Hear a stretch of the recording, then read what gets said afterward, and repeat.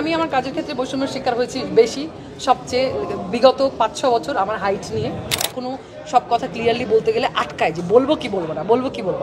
আমি পাওয়ারের জন্য পলিটিক্স করতে চাই না, বা রাজনীতিতে পাওয়ারের জন্য আসার কোনো ইচ্ছা আমার নেই। সংস্কারটা আসলে নিজের ঘর থেকে, নিজের মন থেকে, নিজের হৃদয় থেকে শুরু হওয়াটা সবার আগে জরুরি। জুলাই তো বলবো জুলাই হচ্ছে মানে ট্রমাটাইজের মাস গেছে, মানে সবাই আমার মনে হয় এই পুরা টাইমটাতে ট্রমাটাইজ ছিল এবং এক ধরনের অস্থিতিশীলতা বা অনিশ্চিত একটা এক ধরনের অনিশ্চিত আতঙ্কের ভিতর দিয়ে কাটতে হয়েছে। আমার মনে হয় আসলে যারা সামনাসামনি দেখছেন ওই জুলাইয়ের সমস্ত ঘটনা, সমস্ত রক্ত, সমস্ত যুদ্ধ, আমার মনে হয় মানে ওই ট্রমা থেকে আমার মনে হয় না কেউ এখনো পুরোপুরিভাবে বের হতে পারছে। এখনো সব কথা ক্লিয়ারলি বলতে গেলে আটকায় যে বলবো কি বলবো না।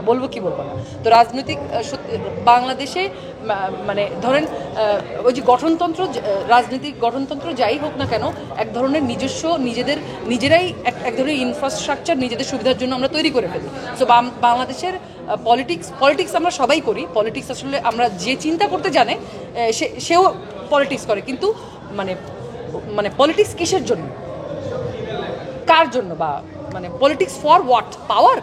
নো, আমি পাওয়ারের জন্য পলিটিক্স করতে চাই না, বা রাজনীতিতে পাওয়ারের জন্য আসার কোনো ইচ্ছা আমার নেই।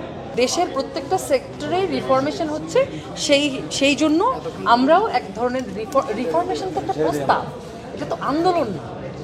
এটা আগে বোঝা উচিত সবার। রিফরমেশন কিন্তু একটা প্রস্তাব, এটা কোনো দাবি না, এটা কোনো আন্দোলন না, এটা একটা প্রস্তাব। আমি আমার কাজের ক্ষেত্রে বৈষম্যের শিকার হয়েছি বেশি, সবচেয়ে বিগত 5-6 বছর আমার হাইট নিয়ে বৈষম্যের শিকার হয়েছি, আরও অনেক কিছু নিয়ে বৈষম্যের শিকার হয়েছি। এগুলো আসলে এই যে সংস্কার আসলে আমাদের নিজেদের ভিতর থেকে সংস্কার হওয়াটা প্রথম থেকে জরুরি। আমরা ব্যক্তি হিসেবে ঘরের মানে সংস্কারটা আসলে নিজের ঘর থেকে, নিজের মন থেকে, নিজের হৃদয় থেকে শুরু হওয়াটা সবার আগে জরুরি। তারপরেই না আমরা রাষ্ট্র সংস্কার করতে পারবো, বিভিন্ন জিনিস সংস্কার করতে পারবো। দেশ আস্তে আস্তে স্থিতিশীল হবে, একটা অনেক বড় একটা লড়াই গেল, অনেক বড় একটা সংগ্রাম গেল। এই সংগ্রামের পরে দেশ এখন ভঙ্গুর অবস্থায় আছে।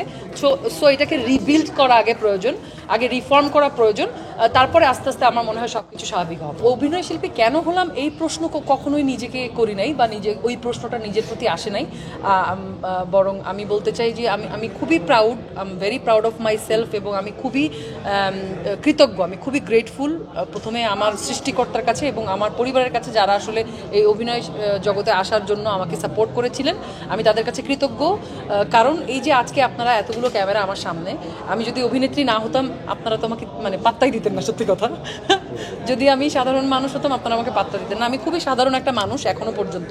সো আমি আপনাদের কাছ থেকে যেই ভালোবাসা পাই, বা আমার প্রতি আপনাদের যে আগ্রহ, বা কোথাও গেলে অভিনেত্রী হিসেবে অনেক সম্মান পাই। সামহাও মানুষ চেয়ারটা ছেড়ে দেয় যে আপু বসেন, তো এটা এক ধরনের সম্মান আমি মনে করি, এবং আমি খুবই প্রাউড এটা নিয়ে, মানে অহংকারী না, মানে আমি খুবই গ্রেটফুল, আমি খুবই কৃতজ্ঞ।